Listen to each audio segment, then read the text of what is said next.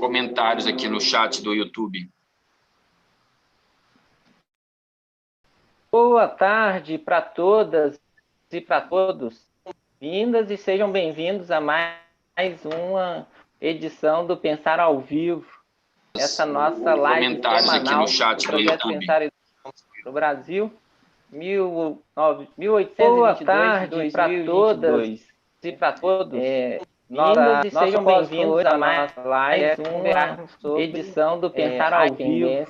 Essa nossa live Comentários aqui semanal no chat do do projeto YouTube. Pensar no Brasil, 1822. Boa tarde para todas e para todos. Vindas e sejam bem-vindos a mais uma edição do Pensar ao Vivo. Essa nossa live Comentários aqui semanal no chat do do projeto YouTube. Pensar no Brasil, 1822. Boa tarde para todas e para todos. Vindas e sejam bem-vindos a mais uma edição do Pensar ao Vivo. Essa nossa live Comentários aqui semanal no chat do do projeto YouTube. Pensar no Brasil, 1822. Boa tarde para todas e para todos. Vindas e sejam bem-vindos a mais uma edição do Pensar ao Vivo. Essa nossa live Comentários aqui semanal no chat do do projeto YouTube. Pensar no Brasil, 1822. Boa tarde para todas e para todos.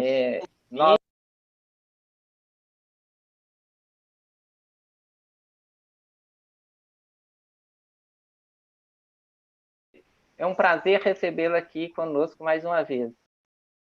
Eu que agradeço, boa tarde a todos, o prazer é meu poder estar trazendo uma contribuição enquanto professora da educação básica. Também está aqui conosco e é um prazer recebê-la. Nós estamos insistindo com ela há vários anos que estivesse aqui conversando com a gente, a professora Rosa Loba, que é da Unesp, é também presidente da Sociedade Brasileira de História e Educação, uma das nossas referências maiores em educação no Brasil, também participa da organização do Portal do Bicentenário. Seja muito bem-vindo. Olá a todos, é uma satisfação enorme estar aqui e a gente conversar de um tema tão importante, né? Saímos aí na segunda, falando sobre, comemorando a data especial da independência, e podemos agora trocar um pouco de ideias sobre o tema e o bicentenário que vai ocupar nossas reflexões a partir de agora. E é também um prazer imenso ter conosco o professor Tarcísio Mauro Vago, um dos do Pensar a Educação, Pensar o Brasil. Acho que é a primeira vez que ele está.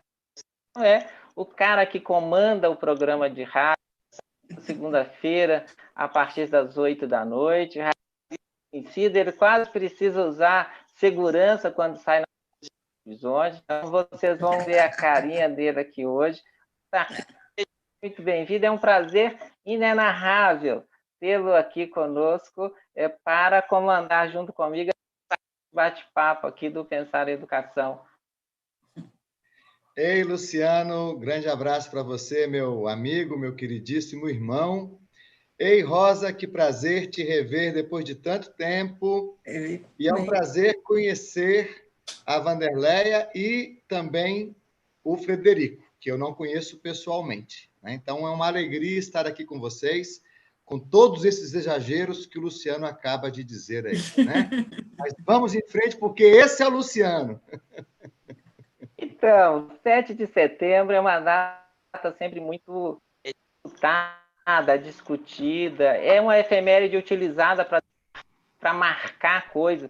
O próprio aniversário da Universidade de Minas Gerais, a qual eu e o Tarcísio estamos ligados, do 7 de setembro de 1927, para a Universidade de Minas Gerais, que veio a ser depois a UFMG. A UFMG, onde o Tarcísio comanda, também faz aniversário. Tarcísio, olha a importância, o próprio Tarcísio faz aniversário de em torno da independência, mas todos nós, a história social, cultural, política é muito marcada pela presença e pela discussão sobre o 7 de setembro. E é claro que sempre emergem outras narrativas, outras formas de pensar. Digamos assim, não há quem não tenha passado escola básica, pela escola pública, que não tenha Dom Pedro sempre lá dando o grito do Ipiranga. Aquele quadro do Pedro Américo é marcante na nossa vida, assim como outros importantes da nossa história, 1922, arte moderna e tudo aquilo que tem em torno de 22, documentos, a criação de várias iniciativas. É claro que também ali a gente nunca pode esquecer a criação do Partido a própria ideia da Associação Brasileira tem logo depois, enfim, tudo isso marca a minha geração, e eu acho que aí Tarcísio, a Vanderleia, talvez participe comigo dessa do Sesc Centenário, né? Uma coisa fundamental para a gente entender os festejos da ditadura, 1962, em torno dos 150 anos da como que a ditadura usou e abusou dessa referência, talvez muito próximo do discurso do Bolsonaro o discurso do Bolsonaro não perde nada para aqueles discursos da ditadura de 1972. Agora ele aquele discurso que todos nós estamos fazendo tudo para entender, para desconstruir, para combater, apresentando outras narrativas. Essa perspectiva que a gente também queria convidar aí todo mundo a conversar no chat, trazer comentários e tudo. E estava perguntando aí, era para o Fred, Frederico, que você está trazendo essa questão sobre o grito dos excluídos, Fred, essa ideia do grito, digamos assim, alternativa ao grito do Ipiranga. Como é que você tem pensado isso? E agora saindo da experiência de organização, a experiência do grito. Luciano, antes de mais nada, eu queria mais uma vez parabenizar pela escolha, inclusive, do tema. Eu acho que você diz muito bem quando você diz da disputa por trás dos entendimentos, dos sentidos que se constroem para esse debate da independência.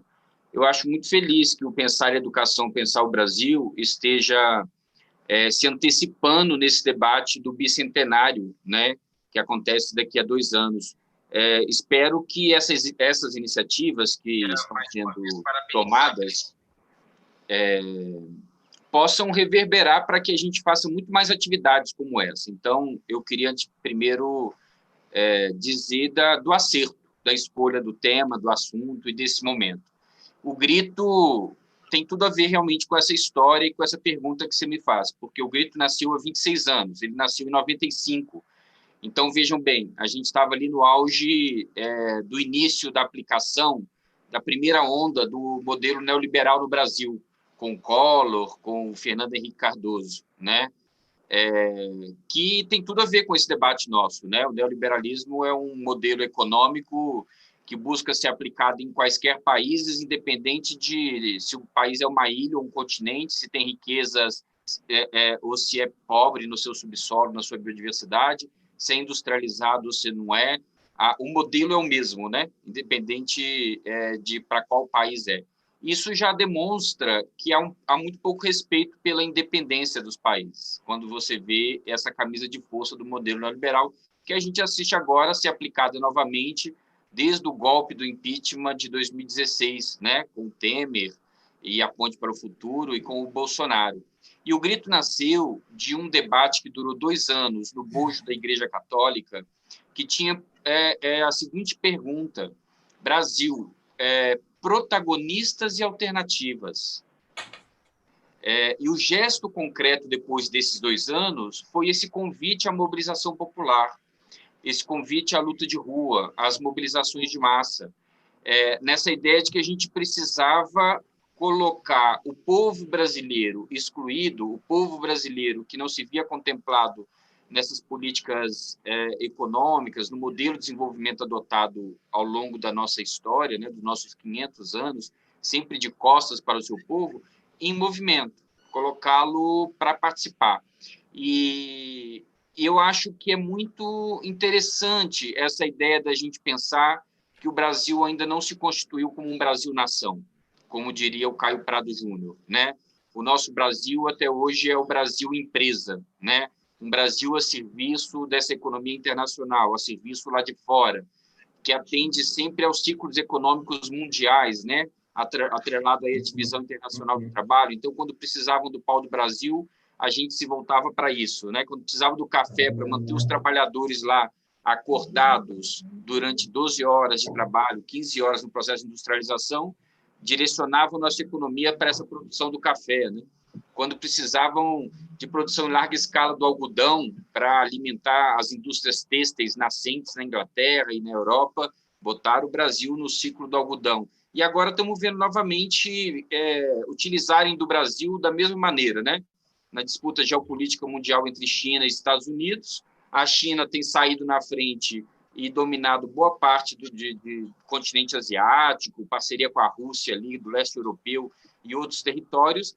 Restou aos Estados Unidos se voltar para o Brasil e agarrar isso aqui com mãos de ferro para não permitir a nossa independência, né? Então, eu acho que o debate do bicentenário e do 7 de setembro é muito oportuno. E acho que foi muito bem marcado, acho que é uma ótima fotografia do momento político do Brasil, quando a gente assiste no 7 de setembro um discurso do Lula na parte da tarde, denunciando o desmonte nacional, né, a entrega das estatais, essa voracidade e esse atrelamento da atual política econômica e do atual governo federal aos interesses norte-americanos, um discurso de 23 minutos, e depois um discurso insonso, sem graça, claramente escrito por outra pessoa e claramente sem conseguir passar nenhum convencimento de verdade, porque destoa de toda a prática política do Bolsonaro, um discurso que não durou aí mais do que 4 minutos, né, falando coisas estapafúrdias e absurdas. Acho que é uma boa fotografia desse debate que se iniciou no 7 de setembro de 2020 e que promete se prolongar até 2022, e se o povo brasileiro pegar as rédeas pela mão, quem sabe a gente não consegue reverter um pouco o caminho que essa história ela vai tomando, né? Vou parar por aqui, porque tem os demais. Eu me lembrei aqui do período da abertura política, os anos de 85, 86, 87, que no 7 de setembro a gente, ao invés de fazer o desfile, que era o comum, né, a gente foi para as ruas e enchemos as ruas, né? Era uma forma, era uma expressão do 7 de setembro, nisso que você falou, né, da população na rua e a força política que aquilo teve, utilizando o 7 de setembro de uma outra perspectiva, né, uma outra leitura do que poderia ser independência como uma autoafirmação da democracia. Eu acho que o 7 de setembro é isso, né? É muito simbólico, e há uma disputa pelo simbolismo, né?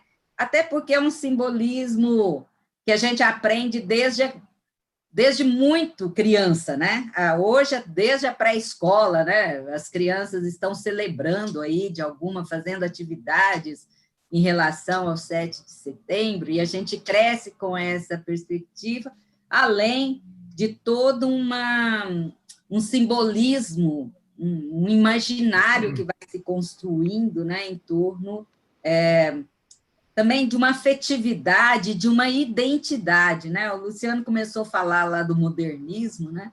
A questão da identidade, ela foi muito problematizada, né, em 22, e, aliás, eu acho que é um tema permanente, né, no Brasil e na nossa forma de pensar o país, né? Então, essa coisa, o Frederico, eu falo sempre... Fred, ele me foi apresentado como Fred, aí tem dificuldade agora de falar. Desculpa, Fred. É Fred mesmo, pode ficar à vontade.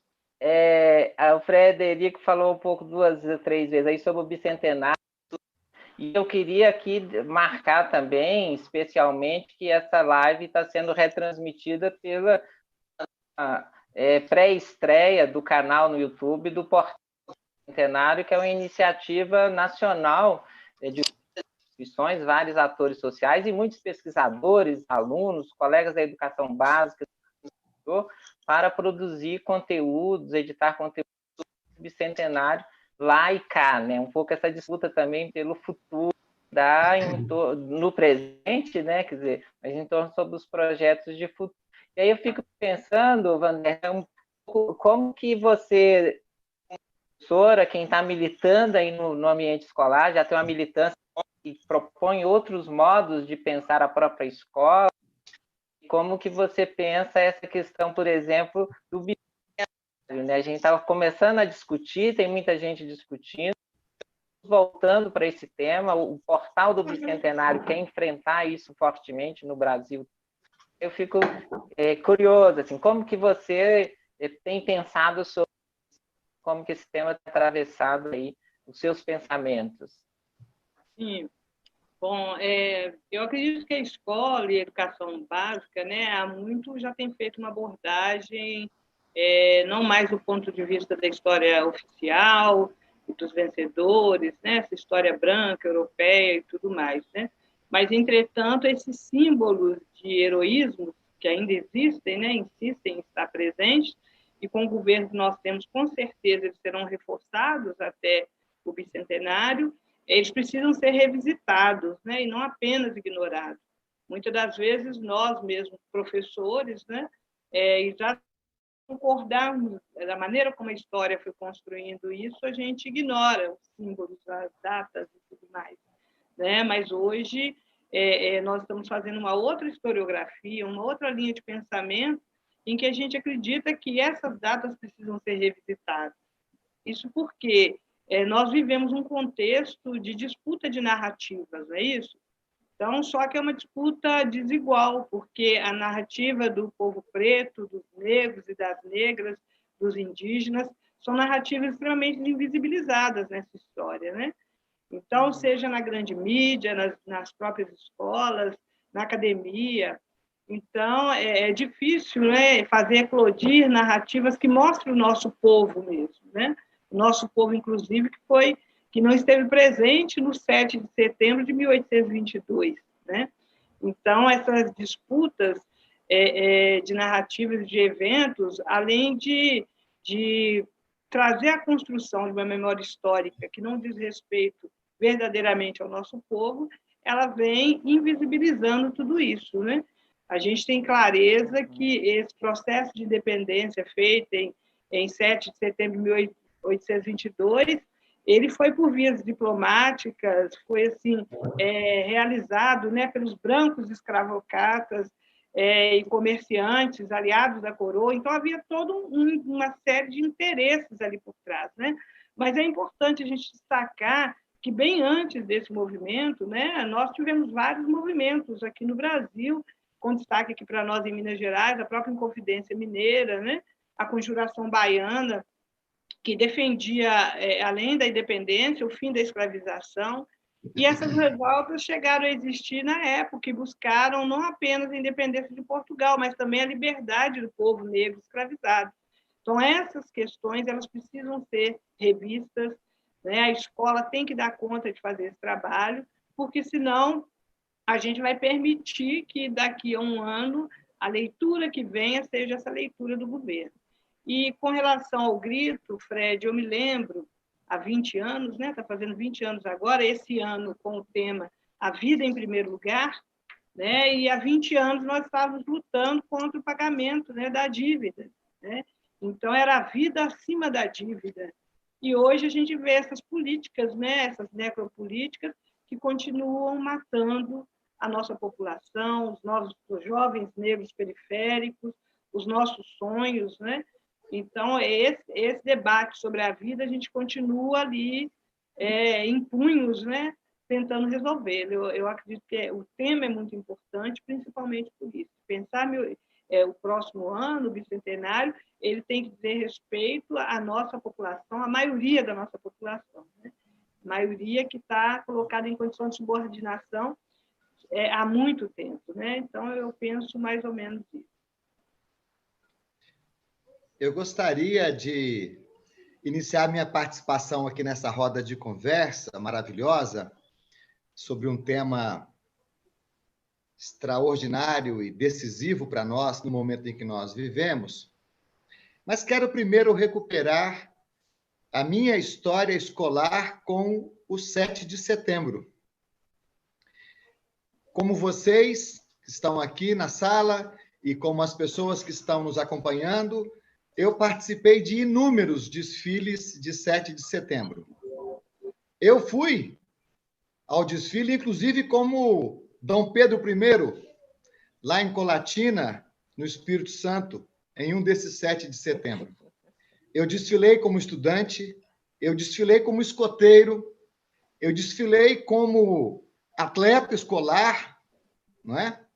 Desfilei, como eu disse, como Pedro I, e mais tarde, no início da minha carreira, eu desfilei com turmas de colégios onde eu dava aula, organizando os desfiles, e depois também participei do 7 de setembro como resistência, como combate à ditadura, como lembrava Luciano, e mais recentemente, agora, no Grito dos Excluídos, né? Tentando fortalecer o Grito dos Excluídos. Então, há vários desfiles em minha memória, há vários desfiles de 7 de setembro aqui no meu corpo, guardados.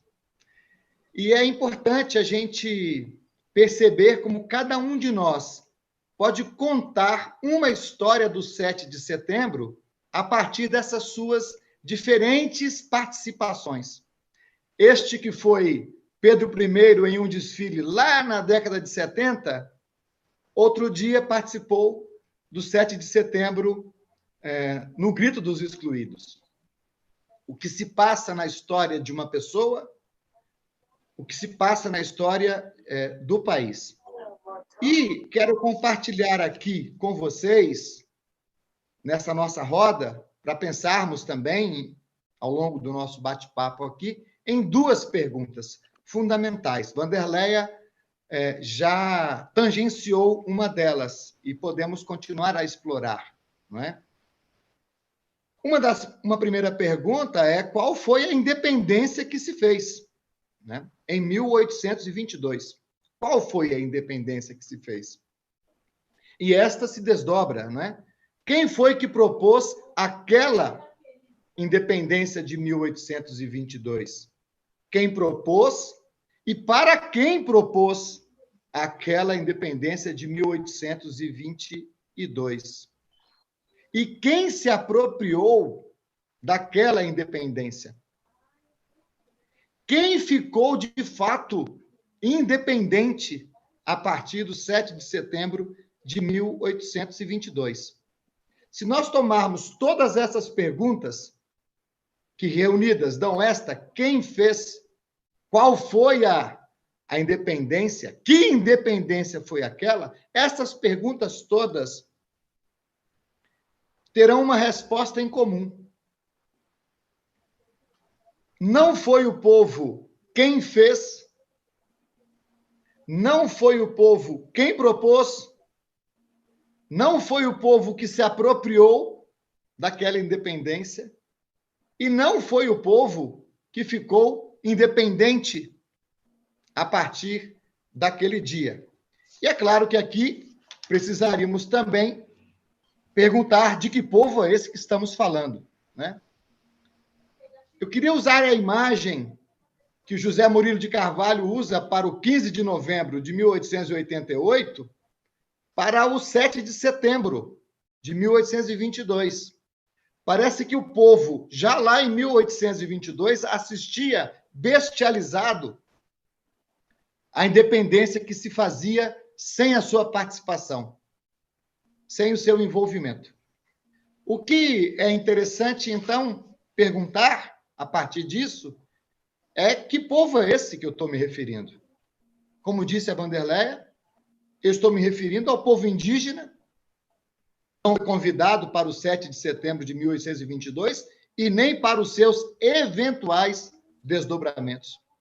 Eu estou me referindo ao povo negro, que não foi, não ficou e nem se apropriou de independência nenhuma.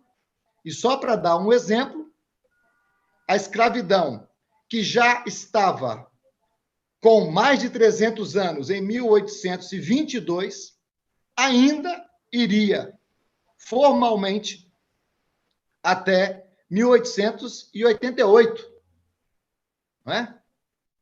Mais 66 anos de escravidão, que foi abolida formalmente, mas nós sabemos que temos escravidões e escravos e escravas entre nós em 2020, principalmente os povos indígenas, os povos originários e os povos negros que constituíram esse país, né? E que hoje constituem 56,1% da população brasileira.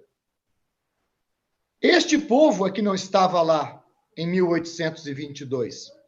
Assim como não estava no 15 de novembro, deixa eu consertar aqui, de 1889. Estava pensando na proclamação da República e falei o ano da abolição. Como não esteve em vários arranjos institucionais que constituíram o país. Então, um dado comum desses 198 anos, desde a independência e nos processos políticos, foi uma ausência da população, do envolvimento da população, para dizer, este é um movimento que é nosso também.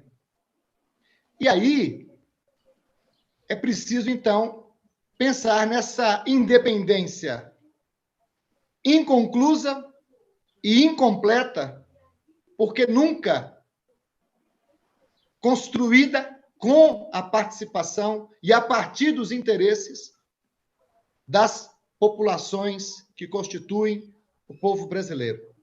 Mas se é preciso perguntar quem fez aquela independência e para quem fez aquela independência, é também preciso perguntar, há 2 anos do bicentenário, qual é a independência que nos interessa?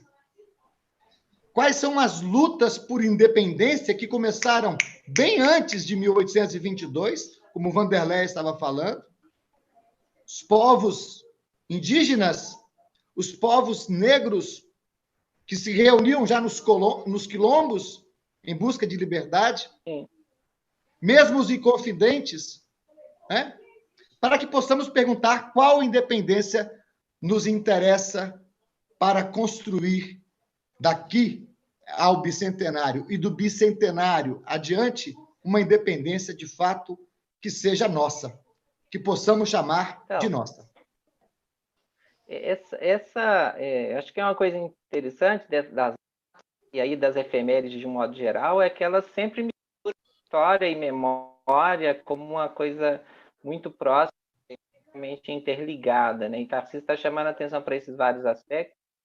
Lembrando, e aí, é claro, eu estou pensando no independência em 22, quando o cenário sucedeu também a uma pandemia, né? A pandemia da gripe espanhola, e isso não é muito mobilizado, né? E eu estou falando dessa questão da memória, eu tenho falado muito disso, assim, sobre a importância das memórias, como que vai se construindo essas memórias. Hoje tem um discurso sobre a pandemia, por exemplo, a pandemia é muito democrática, né? Assim, a pandemia é democrática de todo mundo. Então, já imaginaram se passa para uma memória da pandemia como sendo democrática?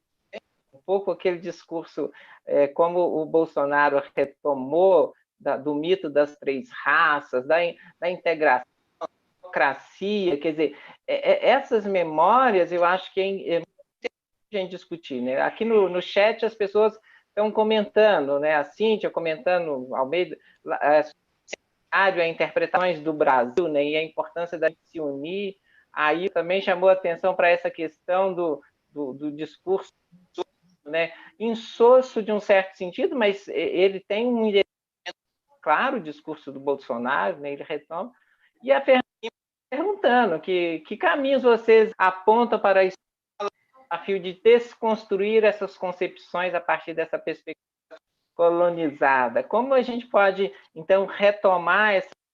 Eu acho que essas perguntas também super interessantes para a gente pensar gente nessa ideia de que, olha, não está terminado, né? É possível que a gente faça, é importante que a gente faça alguma coisa, inclusive em relação ao bicentenário, mas não ao bicentenário daqui a 2 anos.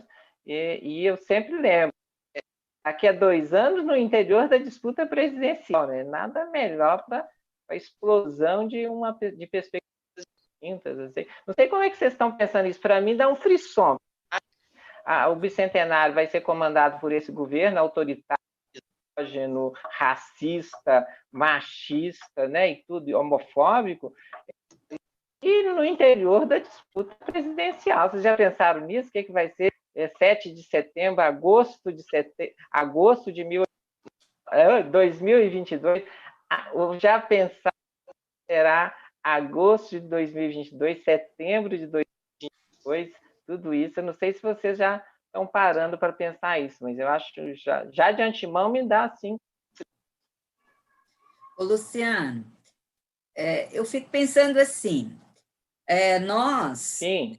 Penso que uma das grandes contribuições do nosso portal, né, que a gente está sonhando junto aí, do portal do Bicentenário, é justamente provocar todas essas discussões. Eu acho que é uma discussão que vem ao encontro do que o Tarcísio estava falando, né, de pensar essas revisões que já foram feitas, a Anderleia também já comentou, né, já temos uma produção imensa de acúmulo de conhecimento histórico, revendo como aconteceu e os interesses em jogo, as implicações da independência, a produção, a construção da nação e da identidade. Então, acho que isso é uma contribuição interessante, porque o portal, a grande pretensão do portal do Bicentenário é justamente atingir a educação básica, milhares de alunos, professores, né, e a comunidade em geral. Mas também, na direção do que o Tarcísio estava falando, a independência é um bom pretexto para a gente pensar o futuro, né? É pensar o que nós queremos ser.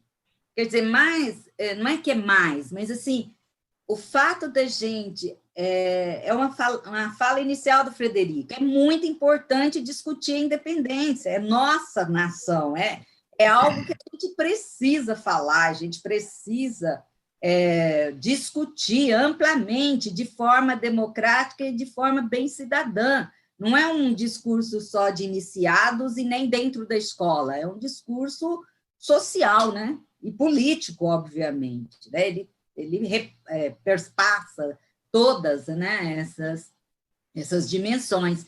E aí, discutir essa independência inconclusa, Tarcísio, nem acho que ela algum dia será concluída, né? Mas é na perspectiva de que futuro queremos. Isso. E acho que esse momento é fundamental, né, de pensar que país é esse que estamos vivendo agora e qual que a gente está projetando no futuro próximo, não é nem um futuro tão distante, acho que é um futuro próximo, porque as eleições demarcam essa possibilidade de um futuro mais próximo, né?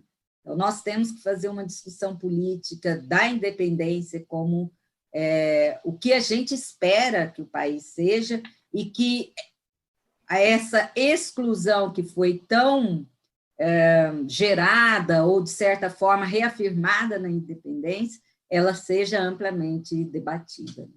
Posso comentar uma coisinha da fala da Rosa? Eu estou vendo ali que a Wanderleia também está querendo dar os pitacos dela sobre esse assunto. Rapidinho, Wanderleia, já te passo a palavra. Tem a ver com a fala da Rosa, mas também tem a ver com a fala do Tarcísio, do Luciano e da Wanderleia anterior. Assim. Eu acho que tem toda uma preocupação nossa com daqui a 2 anos, com o bicentenário conduzido por um governo com caráter neofascista, né? E que busca instaurar na sociedade, inclusive, pensamentos neofascistas, pensamentos de intolerância, de desrespeito e antinacionais, inclusive, né? Ainda que mobilizem sentimentos nacionais para se instalar, né? Então, tem essa preocupação, e essa preocupação é importante a gente dar relevo para ela. No entanto, eu acho que o tamanho da derrota que nós sofremos, que o povo brasileiro sofreu, que nós estamos assistindo, o tamanho do domínio que nós estamos submetidos e que levaram ao golpe do impeachment de 2016, não é qualquer derrota. Não é uma derrota que se reverta facilmente. Eu acho que a gente está assistindo a uma unidade da classe dominante brasileira, da burguesia nacional, em aliança com os interesses internacionais, que estão demonstrando pouca fissura, um alinhamento muito grande com os interesses dos Estados Unidos, sobretudo, o que torna mais difícil a nossa vida. E, por outro lado, eu acho que há um déficit organizativo do povo brasileiro, da esquerda brasileira, em termos de capacidade de capilaridade, de capacidade de mobilização social, de elevação do nível de consciência do nosso povo, né, com o perdão da expressão, que a gente precisa pensar numa perspectiva, no mínimo, de médio e longo prazo também, sem prejuízo de pensarmos no curto, né? Ou a gente faz isso, ou a gente talvez esteja fadado a não dar os passos necessários para superar a atual situação. Se a gente começa a achar que um horizonte eleitoral, esse horizonte que se apresenta para nós a cada 2 anos, resolve o nosso problema, a gente está sempre incorrendo em erros do passado, que não fizeram com que a gente alcançasse a verdadeira independência, sabe? Eu tenho essa preocupação. E aí, respondendo à pergunta do Tarcísio, sobre que independência é essa que nós queremos, claro que a pergunta dá para complexificar bastante a resposta, mas eu daria uma centralidade para a resposta. É aquela independência que coloca no centro a soberania popular. E aqui, por soberania popular, eu estou chamando a atenção para uma palavrinha do lema do grito desse ano, que basta de miséria, preconceito e opressão. Esse é o lema. Queremos terra, teto, trabalho e participação. Eu acho que o centro é essa palavrinha participação. A gente precisa, quando fala de soberania popular e quando fala de independência, entender que a gente só vai alcançar essa independência, a gente só vai reverter esse atual grau de opressão, de miséria, esse projeto colonizador que nós estamos submetidos, quando a gente conseguir promover a participação popular, quando o povo se impor, quando o povo assumir em suas mãos a sua história, que está longe de ser a realidade que a gente assiste. E mesmo os governos progressistas que nós tivemos no período recente, os 2 mandatos do Lula, o primeiro mandato da Dilma, né, porque o segundo não existiu, eles não tiveram essa preocupação, né, de promover essa participação nesses termos.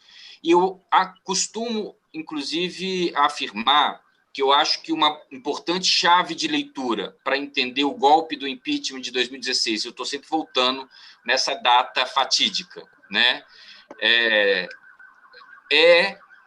menos apenas uma leitura do que havia ocorrido em termos de projeto econômico, de políticas sociais, de retirar 40 milhões de pessoas da miséria, e muito mais os riscos que estavam colocados caso aquela perspectiva de projeto de sociedade continuasse.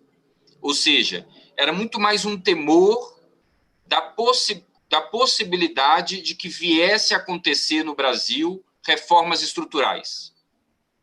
Porque quando a gente fala de dependência, nós estamos falando de um clamor por reformas estruturais, que democratize o saber, que democratize o acesso à cultura, que democratize a riqueza, que democratize a terra, que democratize o solo urbano, que democratize tudo, né? Que democratize o nosso país, que democratize o poder, que democratize a política. Nós estamos muito distantes dessa perspectiva. E aí a gente entra, então, a primeira palavrinha-chave que eu queria chamar é essa ideia da participação e da soberania popular como resposta para que independência nós queremos. e como forma de inclusão desses que estão excluídos, como bem colocou a Wanderleia, e que sempre foram excluídos ao longo desses 200 anos.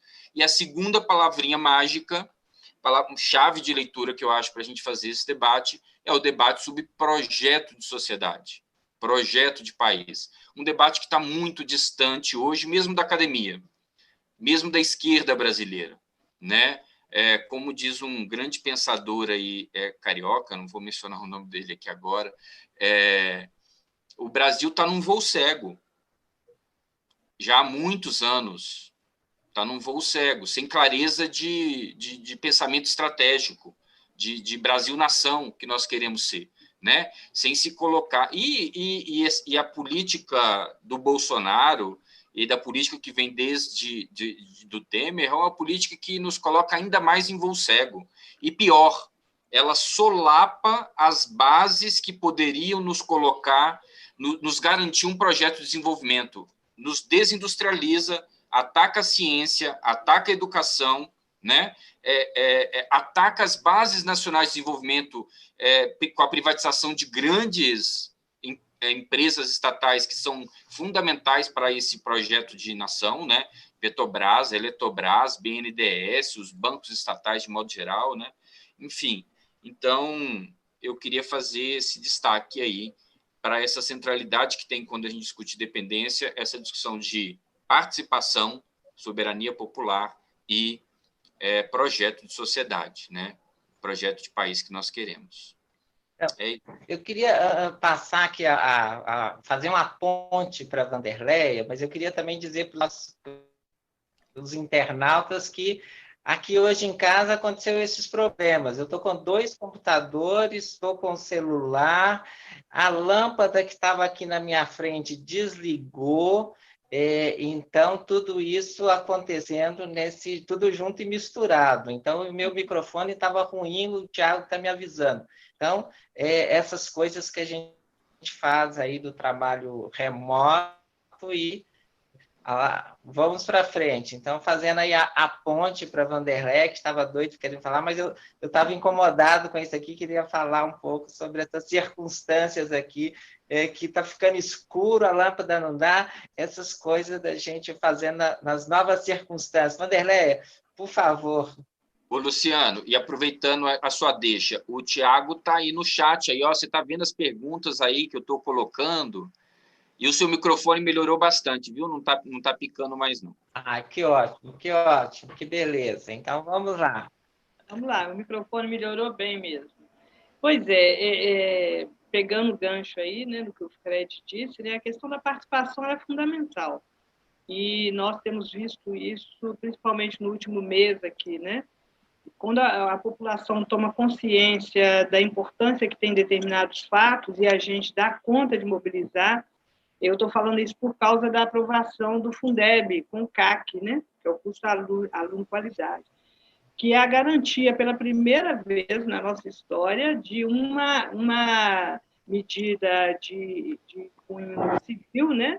A gente conseguir colocar o Fundeb, né, que é toda a discussão da educação básica, do financiamento da educação básica, do pagamento de professores, do insumo, do investimento em laboratórios e tudo mais, nós conseguimos colocar na nossa Constituição. Então, isso foi uma vitória fora do comum, né? Acredito que a educação básica ela tende a melhorar muito, né, mesmo porque os valores vão aumentando. E foi fruto da participação. O povo abraçou ideias, hashtags e tal, e conseguimos essa aprovação. E, por outro lado, nós também tivemos muitas perdas também, né? Principalmente agora com a reforma da Previdência do governo Zema, né? Que ataca principalmente as professoras e professores, todo o serviço público. Eu estou falando disso porque isso diz da nossa participação. Essas questões, elas nos atingem diretamente. Então, qual que é a independência que eu quero, né? Nos gritos que nós demos no dia 7, né? A gente quer qualidade de educação, a gente quer ver as mulheres negras nos diversos espaços, né? E aí, se a gente não der conta de ir acompanhando essas questões que vão acontecendo, a gente vai se perdendo, né? Eu costumo muito conversar com meus estudantes e para tentar conversar com eles no sentido, por que a gente comemora o 7 de setembro de 1822, e ignoramos o 2 de julho de 1823, né? Que é quando, na verdade, a independência aconteceu, porque foi quando as tropas portuguesas finalmente foram expulsas do território brasileiro, né? Essa história, que está carregada de mulheres que lutaram lá, tanto para comprando a liberdade dos seus companheiros, dos seus filhos, né? Essa história ela não é contada, né? E aí os meninos costumam perguntar, mas por que se isso aconteceu? Porque existe todo um processo, né? Havia um interesse ali muito grande de que essa história fosse invisibilizada. Agora, para a população participar, nós temos que contar essas histórias, não apenas nas escolas, mas em diversos lugares por onde a gente anda. Eu gosto muito de falar da Conjuração Baiana, da Revolta de Búzios, também conhecida como Revolta de Búzios, né? Porque ela teve todas as suas lideranças negras mortas, né, lá na Praça da Piedade, em Salvador, e com os corpos expostos. Aquilo ali é um sinal, né, que naquela época, para mostrar o povo, principalmente o povo negro, as pessoas negras escravizadas, e aqueles que eram a favor, né, tanto da independência quanto da liberdade também, né, das pessoas negras escravizadas, era para dar um recado, não façam isso e tal. E, então, por isso, existe todo um contexto que, ao mesmo tempo que a gente dá um avanço, eles querem retirar 3/4, né? E nós vivenciamos isso ainda hoje, né? E se a gente trouxer o contexto de que a nossa independência ela não foi revolucionária, né? Alguns historiadores dizem até que foi um golpe mesmo das elites, sobretudo do Rio de Janeiro e tal. É importante dizer disso para dizer que criou-se, né, o que já está posto para nós, o Estado, né, o Estado enquanto pessoa jurídica e tal, né, mas não criou-se a nação, né, nós, naquele contexto. E em algumas situações ainda hoje, o nosso território ele é fragmentado do ponto de vista da construção das identidades, dos laços históricos e culturais, né? Se a gente vê o que tem acontecido hoje, principalmente no que diz respeito à cultura afro-brasileira e indígena, né? A demonização de alguns aspectos dessas culturas, a gente vai ver como que a gente ainda é fragmentado em alguns aspectos nesse sentido, né?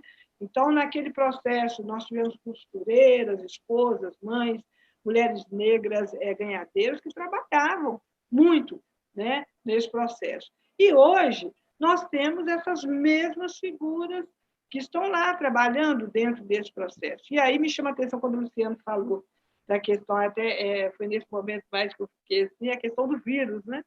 Do Covid-19, ser democrático, a gente sabe que não é, mas tem se criado essa narrativa, né? A história oficial ela quer criar essa narrativa. E a outra situação que nós temos que impedir, porque as principais vítimas têm sido as mulheres, e as mulheres pretas, né? A grande maioria. Tanto que, no início da pandemia, a classe mais contaminada era A e B. Passou a metade agora, já nesse ciclo que a gente está vivendo, a classe mais contaminada é a classe C e D. E quem está morrendo é a classe D, né? A maior parte. Né? Então, essas questões, a gente não pode deixar essas narrativas ir devorando, né? As Marias Felipas, a Joana Angélica, a Maria Quitéria, foram mulheres espetaculares na nossa história e que eu, no meu curso de História, eu nunca tinha ouvido falar delas, né? Eu nunca tinha ouvido falar delas e de outras, né? E principalmente agora, na academia, que a gente vem resgatando os nomes, né? Então, e a história, e as trajetórias, e a luta.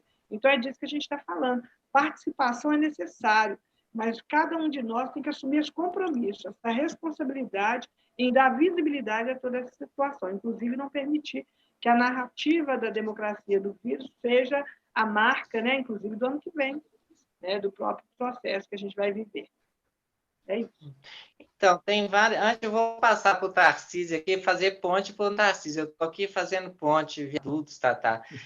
Mas é que tem várias pessoas falando, por exemplo, a Adriana fala pensar em novos moldes, a Adriana Silva, né, a própria questão da escravidão, o pessoal do estágio, a coordenação de estágio fala dessa questão de como que a direita acha que quem da esquerda que não é patriótica, né? Então, como desconstruir esse tipo de ataque? Tem a discussão, aí duas pessoas trazem essa questão da participação, com a qual a Anderleia fechou um pouco aí também a intervenção dela agora, que é isso, quer dizer, a importância fundamental da participação, e como a gente pode pensar. Participação depende do governo? O Marcelo pergunta, né? Participação depende do governo, depende da emancipação popular.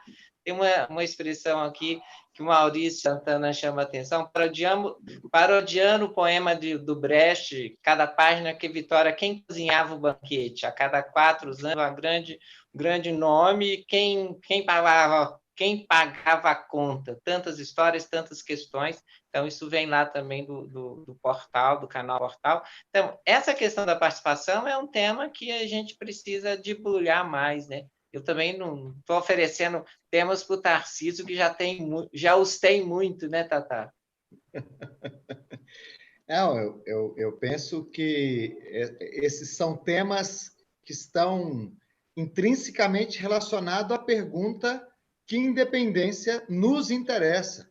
Porque a independência que interessa aos que sempre mantiveram o poder está aí. Essa independência dos 200 anos, daqui a 2, né? Em 2022. Agora, podemos fazer um trocadilho com o famoso grito do Ipiranga, de independência ou morte, para um que estava numa charge, se eu não me engano, do Aroeira, no dia 7 de setembro, né? Que era dependência ao norte. Então, tudo, quando se fala do governo como possibilidade de abrir a participação da população, bem, nós temos que perguntar, então, quem governa? Quem governa o nosso país? Formalmente, nós sabemos. Quem governa é o presidente eleito, sabemos como, em 2018.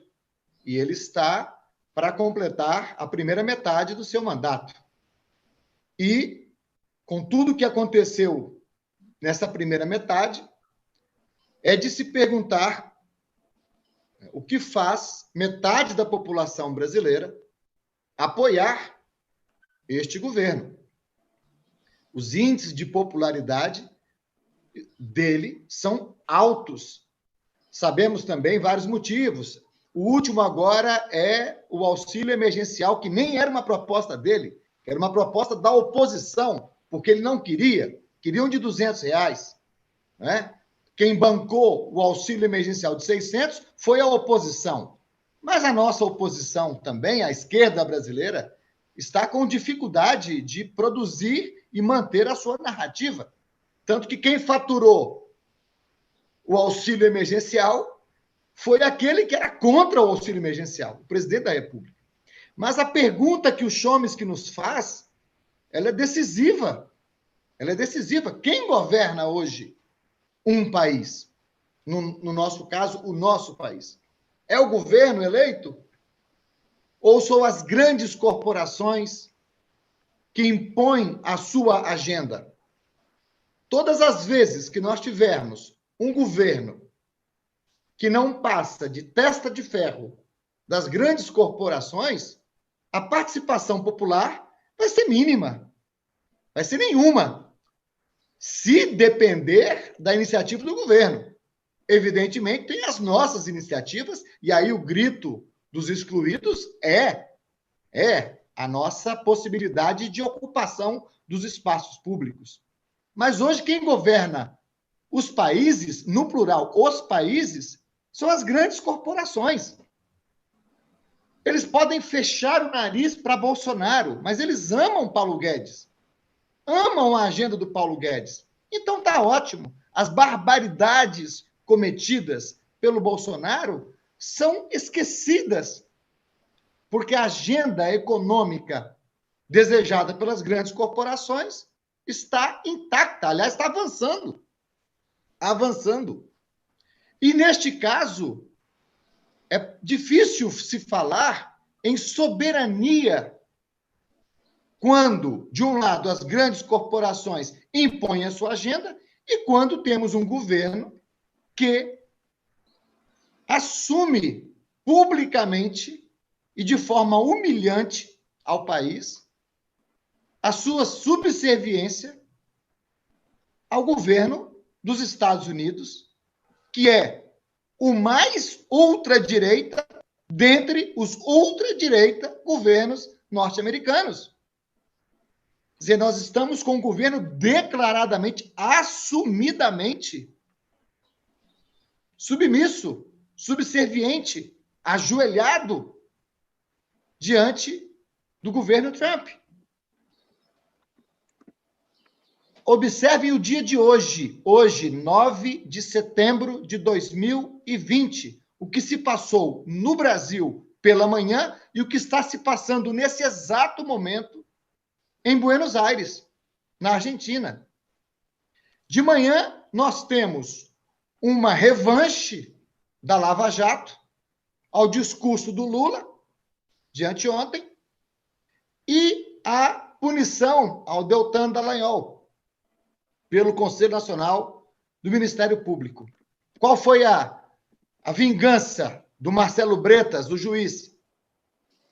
Mandou invadir, como nunca houve a invasão de escritórios de advogados no Rio de Janeiro, a pretexto de uma operação de 8 anos atrás. E o que se passa hoje na Argentina, uma semana depois do presidente Alberto ter decretado a taxação das grandes fortunas. É impressionante. É impressionante. Uma semana depois do presidente da Argentina, que é de centro-esquerda, ter decretado a taxação das fortunas, estamos com levante, aparentemente da Polícia Militar, mas, é claro, quem pegou a manchete do Clarim, El Clarim, no domingo, viu. A manchete era 10 anos de retrocesso. Quando um presidente propõe o que é justo, taxar os ricos para bancar o custo da pandemia.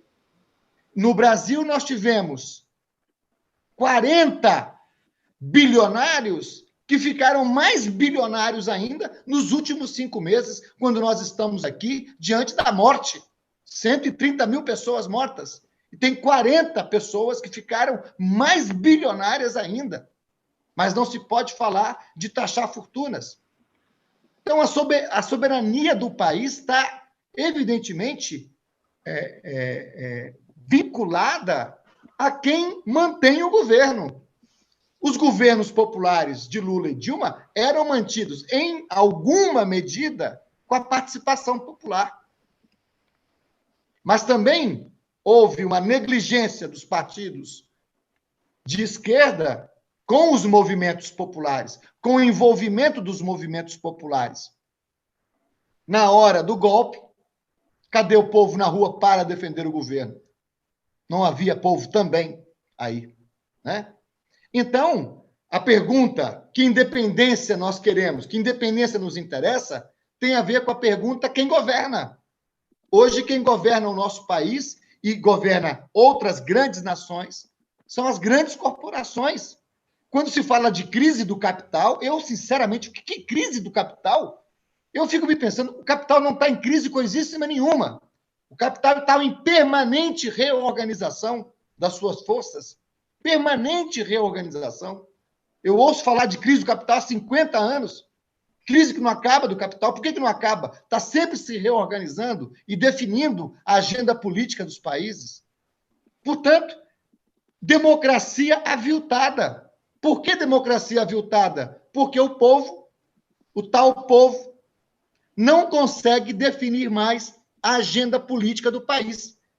Em um país que o povo não consegue apresentar, participar da agenda política, é excluído da agenda política e eleger os representantes de 2 em 2 anos, de 4 em 4 para alguns cargos, não é? E de 4 em 4 para outros cargos, por isso que dá de 2 em 2 anos, sempre tem eleição a cada 2 anos, não é suficiente, nós já vimos isso. Eleição por si só não é suficiente se não houver a retomada de uma educação política permanente, em diálogo permanente com os movimentos sociais. A esquerda saiu da periferia, perdeu a periferia. E aí? Quer dizer, nós estamos numa democracia sem povo.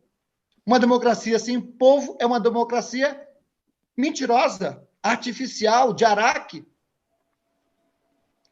É por aí que eu considero que nós ou mobilizamos a população para, além das eleições, não cair nas armadilhas que nós caímos, além das eleições, a organização nas escolas, nas organizações de bairro, nos sindicatos, em todas as instâncias da sociedade civil, para, de novo, recuperar, construir e manter o protagonismo das populações organizadas na definição das políticas públicas. Ou isto, ou é esse desmonte que nós estamos assistindo permanentemente. Que eu fico pensando como essas questões levantadas pelo Tarcísio se articulam com aquela, digamos assim, aquela preocupação e agenda do Fred, e que está posta também, acho que nos nossos horizontes, que é o curto prazo, né?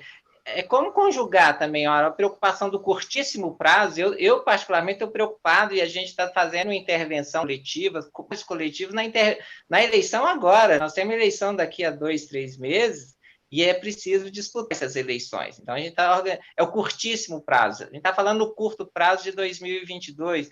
Mas como prospectar também, pensar nas dificuldades? Estou pensando nas universidades, né? Você convida os colegas da universidade para fazer coisa, está todo mundo cansadérrimo, reitores não têm dinheiro, todo mundo, né? A gente estava conversando um pouco, né, Rosa, antes, sem dinheiro da universidade, as coisas. Quer dizer, como no meio desse universo todo e dessas dificuldades todas, conseguir pensar, né, para frente? Lembro quando nós começamos o projeto Pensar a Educação, Pensar o Brasil, que já anunciava em 2006, 2022, as pessoas achavam que a gente era louco, né? Como é que é? 15 anos, 16 anos antes, vocês começam a pensar Quer dizer, passou. Claro que naquela época a gente não imaginava essa desgraça toda, a gente vai lá, quer dizer, era um pouco céu de brigadeiro, né? Vamos avançar. E claro que não avançamos a um grande retrocesso e tudo, mas, de todo modo, essa capacidade de pensar o futuro mesmo, né? Curtíssimo. Como pensar isso? Fico pensando, Rosa, Nerleia, Fred, vocês, né, nesses universos que atuam, como pensar nessa perspectiva que o Tarcísio fala, que articula aí várias questões, mas o curto, médio, longo prazos, como que isso vos parece, assim como possibilidade também de pensar ações, né? Posso ir, Rosa? Aqui, pode. É que eu tô respeitando aqui a ordem aqui do bate-papo aqui. O bate-papo é completamente informal, mas eu vejo, Luciana, é muito difícil,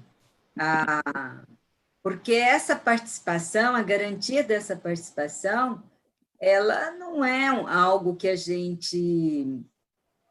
Eu acho que é uma conjuntura que leva a isso, né? Esse momento, por exemplo, é um momento muito desmobilizador, em todos os sentidos. Ele é desmobilizador na universidade, ele é desmobilizador da perspectiva da organização social, apesar das redes sociais, mas a gente percebe um impacto, né, dessa desmobilização pela crise, pela tragédia sanitária e tudo. Então, eu sou uma pessoa mesmo meio do otimismo, pessimismo aí na razão e o otimismo na vontade, como Gramsci dizia, né? A gente faz e vai caminhando e naquilo que a gente consegue fazer e dentro do que a gente tem. Por exemplo, essa organização, essa educação política, né, ela hoje está nós avançamos bastante, Tarcísio, mas também retrocedemos um bocado, né? Quer dizer, quando a gente tem a escola sem partido e o temor que os professores estão, nós, de vermos nossas aulas gravadas, a exposição que isso, né? Eu acho que é bem o retrato, né, de como as forças conservadoras foram tomando espaços. Até parece que articulado, né? Mas foram tomando espaços, e agora a gente tem que fazer um tremendo esforço dentro daquilo que a gente consegue fazer também, porque essa articulação é um pouco isso que nós estamos fazendo aqui, é um pouco o nosso dia a dia no cotidiano que a gente atua, das possibilidades que a gente tem, né? Mas de entender também. Eu acho, sabe, Fred, que entender o que a gente está vivendo, que é um momento muito difícil, é importante. E isso a universidade tem o papel. Né? Eu acho que isso, não só a universidade, mas a universidade ela tem esse papel importantíssimo de ajudar a refletir e entender, porque não é fácil entender tudo isso. Né? Porque se nós tivemos 30 anos de luta democrática, que a direção era essa, a gente achava que não teria retrocesso mais. A gente só ia avançar daqui para frente, né? A gente não via, eu pelo menos não via que esse retrocesso poderia ser tão rápido, né? E tão cachapante, assim, né? Tão forte.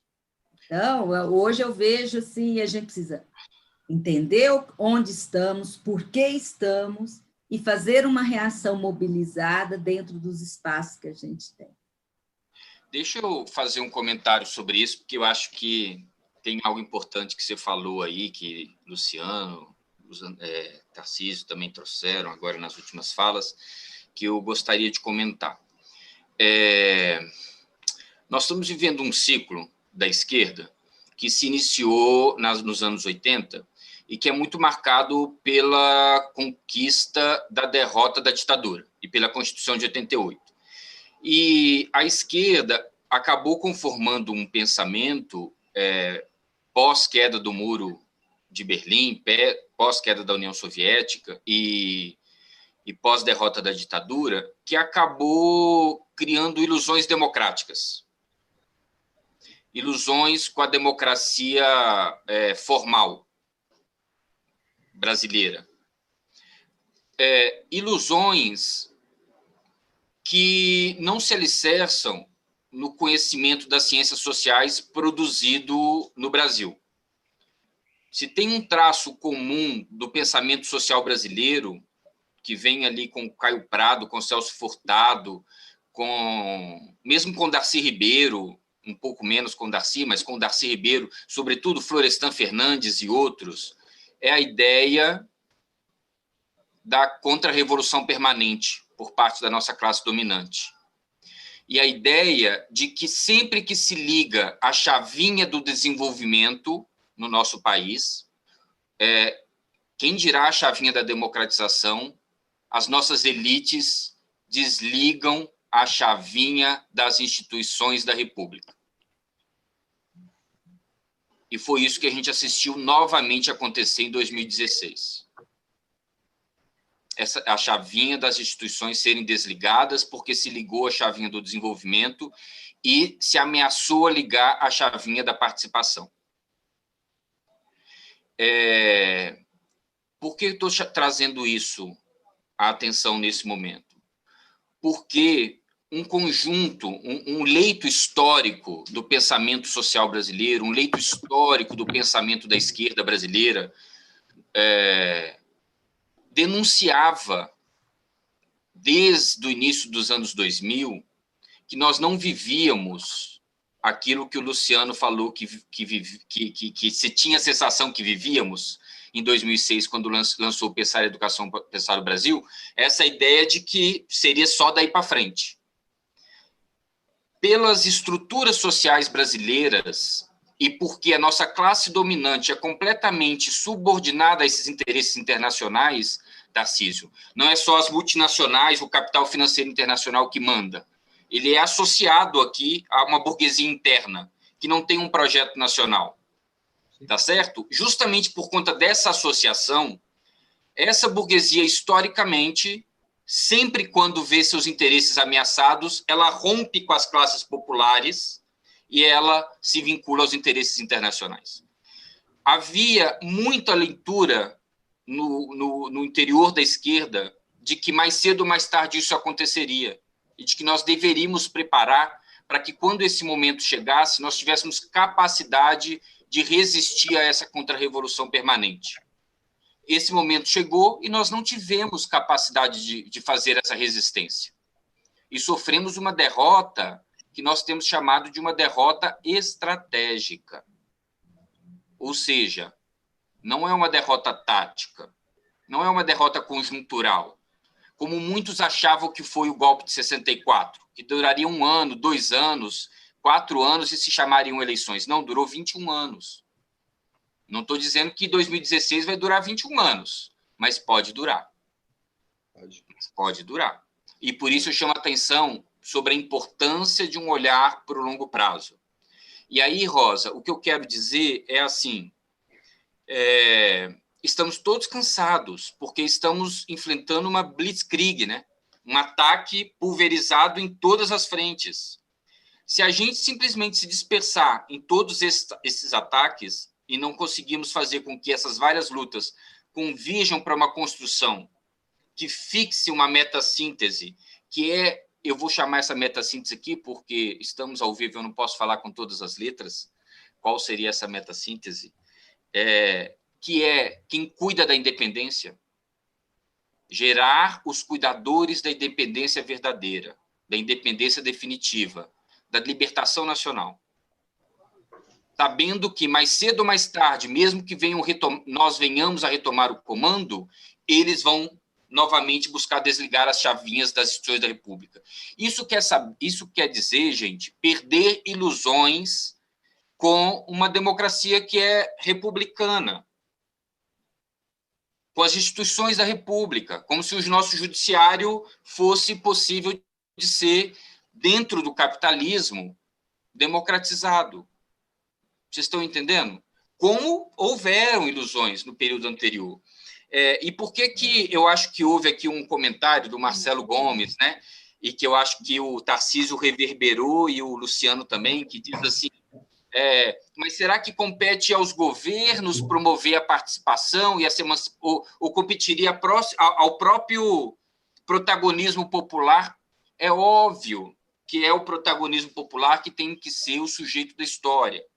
Agora, quando a gente tem governos populares, eles têm o papel também de promover a participação. Vejam que mesmo outros países que sofreram golpe aqui na América Latina, ou que estão em vias de sofrer, ou que estão sendo ameaçados por golpe, como é o caso da Venezuela, mas também tem o caso da Bolívia, tem o caso da Argentina, tem o caso do Chile e outros, eles, ainda que depois de uma derrota, eles, em termos de organização popular, consciência política e capacidade de luta, eles estão no nível mais avançado do que os governos progressistas que nós tivemos no Brasil deixaram o país. Vocês entendem? O Brasil, nesse aspecto, organização popular,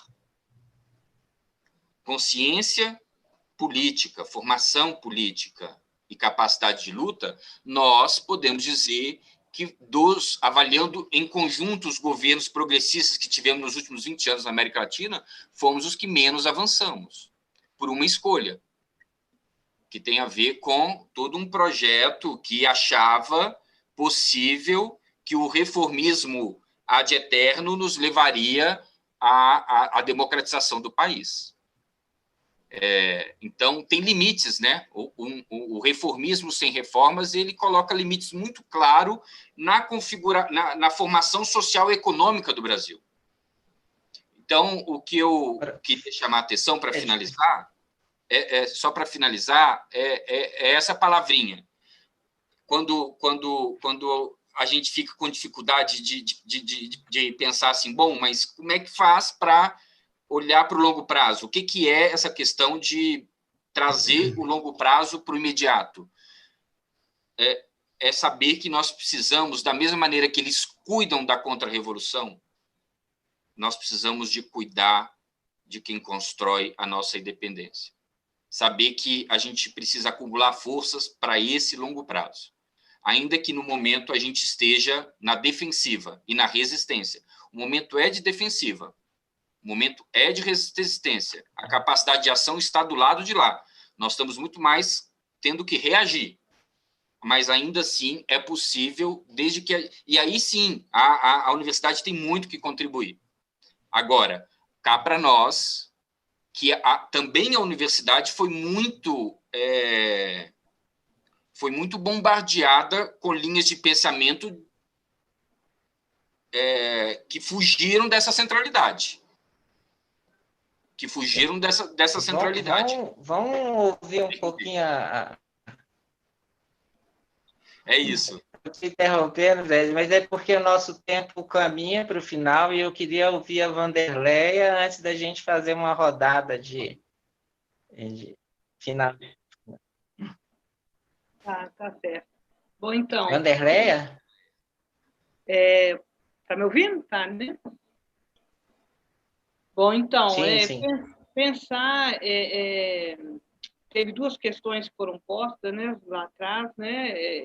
Uma é essa, que o Fred acabou de se remeter a ela, né? Que a questão que depende da parte do governo, né? A participação popular.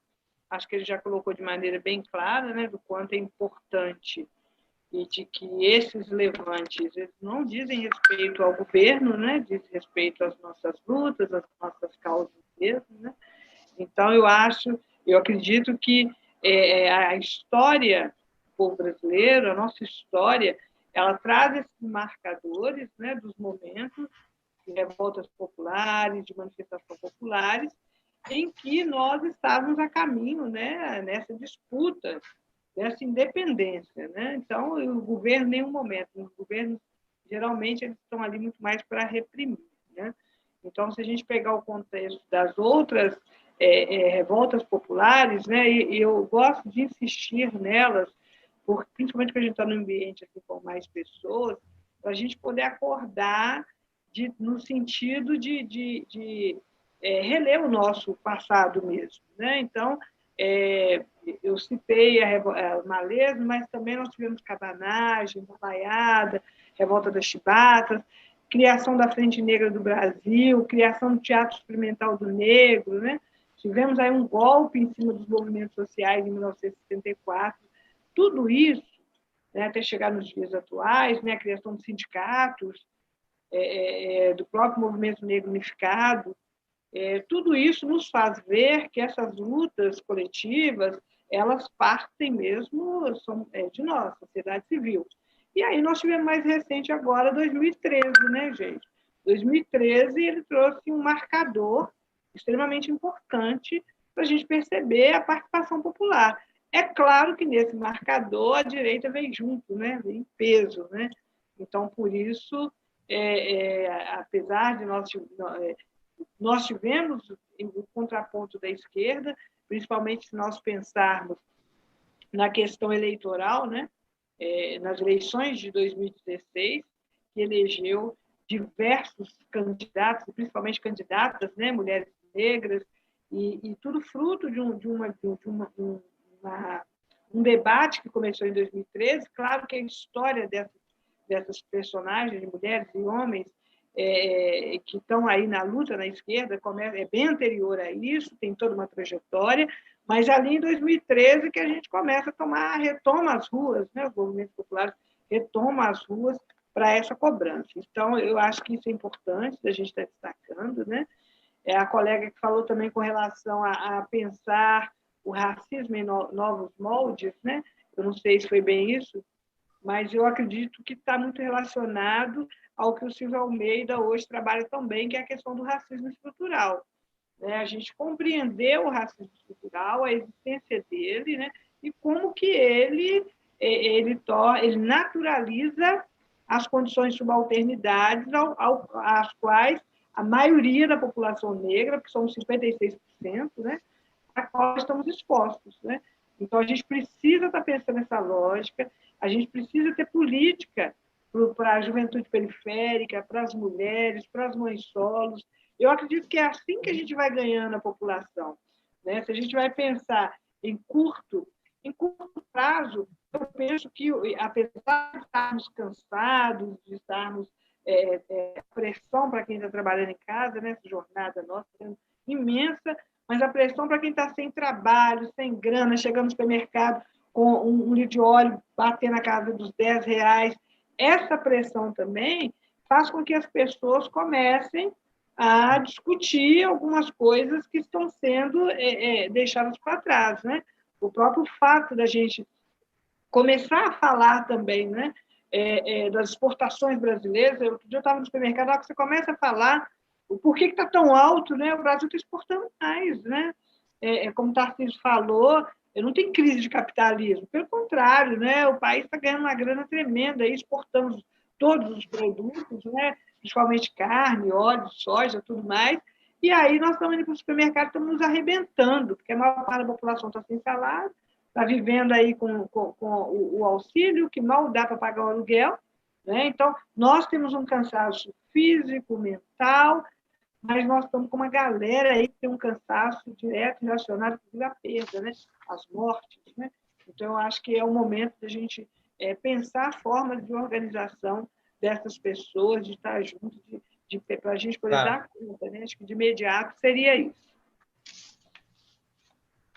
Claro, eu sempre tenho chamado a atenção para essa crueza das coisas, né? Nós temos 130 mil pessoas mortas, né? Há um luto societário e essa morte não é democrática, como a gente já chamou a atenção, né? André nomeou claramente isso. Então, tudo isso também faz com que a gente pense um conjunto de coisas. Aqui, a nossa conversa abriu para várias outras conversas. Eu queria entrar muito nessa discussão que o Fred trouxe. Por exemplo, eu não sei se é propriamente a chave, é só a chave do desenvolvimento, né? Eu acho que se fosse desenvolvimento capturado só pela economia, digamos assim, não tem muito problema. A questão é quando entra outros componentes nesse desenvolvimento, tensionando, seja políticas sociais, políticas públicas, os negros e negras, índios entram na universidade, isso traz um outro componente importante para isso que não é só a chave, digamos assim, do desenvolvimento ou da educação, mas aqui tem, a Andréa chama a atenção, eu vou nomear aqui o importante que trouxe, né? A questão do pesadelo político e a importância da educação política.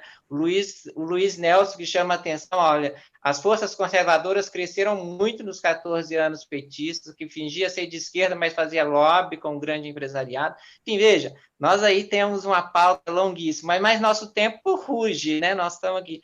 Então, faltam 6 minutos para o nosso finalmente aqui. Eu queria convidá-los a cada um minuto, assim, de como que vocês pensam perspectivas aí, convidar as pessoas para continuar nessa luta, na conversa, fazer a conversa role em outros espaços. Então, queria aí 1 minuto de cada um para a gente fechar essa conversa maravilhosa que a gente está tendo e anunciar outras, né? Acho que aqui abriu espaço para muitas outras, né? Começamos no início com o Tarcísio, foi o último. Você quer começar, Tarcísio? 1 minuto, 1 minuto mesmo. A Yolanda já está chamando a atenção aqui que a gente tem que ganhar 1 minuto, senão a gente vai lá para frente. 1 minuto de palavra final. Bem, eu quero retomar minha pergunta do início, da minha primeira intervenção. Qual a independência que se fez? Qual a independência que nos interessa fazer? Estamos perto do bicentenário daquela independência que ainda não é a nossa independência. E, nesse sentido, eu coloco uma outra pergunta fundamental. Nós tivemos o golpe civil-militar, em 64, que durou 21 anos até 85. De 85 à posse de Lula, se passaram 17 anos. A minha pergunta é: o que tornou o Lula possível? o que tornou Lula possível durante 12 anos, 14 anos, até o outro golpe, foi o árduo trabalho de diálogo e de mobilização popular dos movimentos sociais, nos sindicatos, nas igrejas. Aqui a Teologia da Libertação e uma grande homenagem a Dom Pedro Casaldáliga, que partiu há um mês atrás. Aquela mobilização popular foi o diálogo nas periferias, nas escolas, nas ruas, em todos esses lugares, mobilizando, dialogando. Não é o sentido de educar o povo como se o povo não tivesse capacidade de compreensão. Não é isso, é o diálogo, é fazer com. Foi isso que tornou Lula possível. E foi isso que tornou possível 4 governos seguidos que só saíram por um golpe. E é isto que nos inspira a história. Ou nós trazemos, ou nós buscamos, ou nós nos identificamos, nos reconhecemos como parte deste povo. E estamos com eles, universidades, escolas públicas, sindicatos, igrejas progressistas, inclusive as evangélicas progressistas, porque elas existem, pode não parecer, mas elas existem, né? Para que, numa perspectiva de organização, de retomada, fazer este árduo trabalho de 17 anos, entre 85 e 2002, que tornou possível um governo popular no Brasil. Só com eleições não basta. Não basta. Ou envolvemos todos nós nesse grande e ardoroso, difícil, mas cotidiano e imprescindível trabalho, ou eles vão ficar muito tempo aí. Eles vão ficar muito tempo aí. Eles falam de 20 anos. Collor também falava, mas Collor só caiu quando nós fomos para a rua. Então, ou mobilização popular, ou mais submissão, ou mais desmonte de um país que é nosso. Não deixemos organização popular ou caos. Eu queria pedir aos colegas que não fizessem 1 minuto acompanhando o Tarcísio. Fizesse 1 minuto mais, não pode ser 1 minuto mais de 3, próximo né? de 1 minuto, assim, para a gente conseguir fechar. Eu vou fazer 30 segundos. Coisa. Depois a gente marca outra para continuar a conversa. Eu só queria dizer assim, eu acho que nós temos por onde nos esperançar. O projeto das nossas elites definitivamente não soluciona a crise brasileira, não resolve o problema da ampla maioria do nosso povo, não resolve o problema central do Brasil, que é a desigualdade social. Ao contrário, só aprofunda e só agrava. E, ao não resolvê-lo, ela repõe e repõe e repõe o problema. E, ao repor o problema, repõe também a possibilidade de solução. A solução está no povo brasileiro, no protagonismo popular, na organização popular.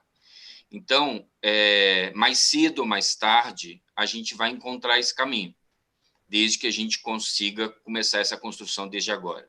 Eu estou muito convencido disso. Eu tenho muita fé no povo brasileiro. O povo brasileiro já demonstrou, como a Wanderleia, inclusive, deu inúmeros exemplos, muita capacidade de reação, de organização, de revolta, de luta por libertação. O povo brasileiro não é um povo pacífico, não é um povo que aceita submisso. Nós temos tarefinhas importantes a serem feitas, acho que a principal delas, Luciano reforçou, Wanderleia e Tarcísio, que é esse diálogo permanente. Para esse diálogo, nesse momento, eu, inclusive, reforço a importância das iniciativas de solidariedade.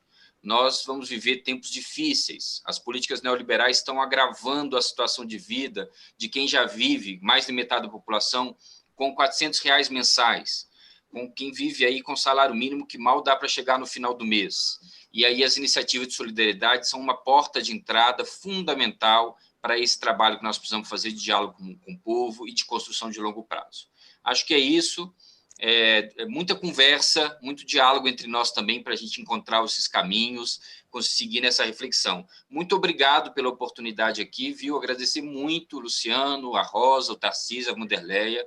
Anotei aqui um montão de tudo que vocês falaram e vai ser muito importante também para mim, vou seguir refletindo aqui o bate-papo que a gente teve. Obrigado. Boa noite para todo mundo.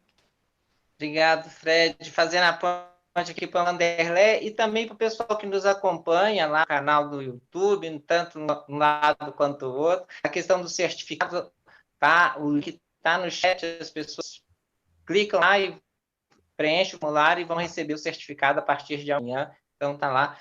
Dado o recado, Vanderleia. Bom, então, eu penso que nós precisamos estar preparados, né, para 2022, eventos e mesmo estátuas de leituras que estão sendo cristalizadas enquanto memórias, símbolos únicos, né, tem sido questionado. Então, isso, para mim, já é muito importante, né? Nós precisamos, então, dar um basta a essa narrativa de heroísmo, de prestígio, de poder, que silenciam essas lutas populares, né? Essas lutas que contribuem para que o país continue vivendo um contexto de cidadania incompleta, né? Então, essas lutas precisam ter visibilidade. Eu faço parte em Contagem do coletivo Conectando a Cidade e nós hoje temos demonstrado uma preocupação muito grande com relação às eleições daqui a 3 meses, como você falou, Luciano, porque são essas câmaras, são esses governos executivos que vão estar lá em 2022 para dar sustentação à narrativa que será melhor ou pior para o povo brasileiro. Então, a gente tem que ficar atento a isso. Para encerrar mesmo, eu gostaria de dizer, uma fala, né, do livro A Cor Púrpura, de 1982, né, que ela fala assim, olha, eu não sei como brigar, eu só sei como continuar a viver. Nosso povo está assim, né? Não sabe como brigar, só sabe como continuar a viver. Eu penso que cabe a nós, né, essa responsabilidade de ensinar o nosso povo a aprender a brigar, a resgatar a sua história de luta e de revoluções, para que a gente possa dar conta de aprender a brigar contra esse que está aí, que está sendo o maior mal para o nosso país. É isso. Obrigada, Anderleia. Rosa. Quero aproveitar a oportunidade para reforçar aqui a nossa aposta no nosso portal do Bicentenário, convidar a todos para participarem, que nós estamos sonhando aí com essa possibilidade de tornar essa iniciativa uma possibilidade da discussão aprofundada, tanto da independência e das independências e desse projeto de nação que a gente quer. Obrigada.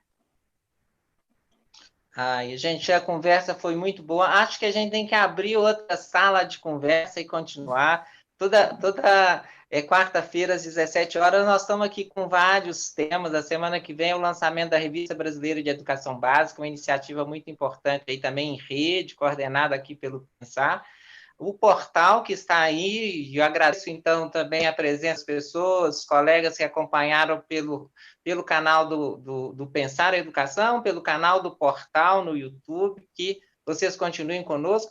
Mas hoje eu queria agradecer muito especialmente também, além dos colegas Fred, Vanderleia, Rosa, Tarcísio, que estão sempre conosco nessa luta, ao Tiago, que está aqui na técnica, que não aparece, a Yolanda, ao Edmar, que possibilitou a gente fazer lá a transmissão daqui para o canal do YouTube. Mantém essas nossas utopias, essas nossas vontades e também as nossas narrativas e faz com que elas possam circular aí, enfim, fazer a palavra circular. Então, toda quarta-feira aqui, em vários outros espaços. Falei do rádio com o Tarcísio e a turma na segunda, a Holanda comandante na noite, o jornal que sai toda sexta-feira, enfim, vários outros espaços democráticos também que a gente tem aqui em Minas Gerais, no Brasil, para a gente continuar fazendo a palavra circular e pensando futuros muito mais generosos, né? Eu sempre tenho dito que o presente está grávido de muitos futuros, mas ele pode parir monstros, né? Então, também a gente tem que atuar para que esses monstros não engulam os nossos futuros, né? Generosos. Então, espero que a gente continue nessa luta e continue se entrando para fazer a palavra rodar, rolar e pensando novos e melhores, mais generosos horizontes. E que no tricentenário, quem nos suceder possa ter um país muito melhor para celebrar, Assim não é seja. isso? Amém. Muito obrigado, gente. Espero Tchau. encontrá-las aí nas voltas da vida. Muito obrigada, pessoal. Um abraço, Tiago. Obrigado pelo convite.